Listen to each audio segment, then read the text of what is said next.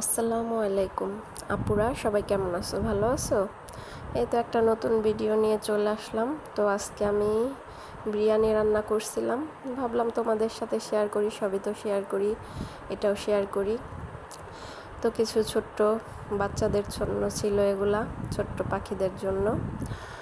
আলহামদুলিল্লাহ খুব মজা হয়েছিল, ভালোভাবে সব কিছু হয়েছিল। আমি নিজের হাতে রান্না করছি। এখন এই তো ঈদ চলে আসছে সামনে। তো সবাই তোমরা কেমন আছো? কে কীভাবে ঈদ করো জানাবা। এখন ঈদ আর ঈদ মনে হয় না, ছোটোবেলার ঈদগুলা খুব সুন্দর ছিল। তখন খুব ভালো লাগতো, খুব মজা পাইতাম, সব কিছুই অনেক ভালো লাগতো। ঈদ ঈদ মনে হইতো। কিন্তু এখন বড় হয়ে গেছি, বিয়ে হয়ে গেছে, বাচ্চা আছে। এখন আর ঈদগুলা ঈদ মনে হয় না। এই তো কাজ করতে করতে সময় চলে যায়। ঈদের সেই ছোটোবেলার ঈদের যে মজাটা, আনন্দটা ছিল, এখন আর সেটা পাই না। তোমরা কীভাবে ঈদ পালন করো, কি করো জানাবা। তো আমি তো এই তো ঈদে কাজ কাম এগুলা নিয়েই চলে যায় দিন, বাচ্চাদের নিয়ে।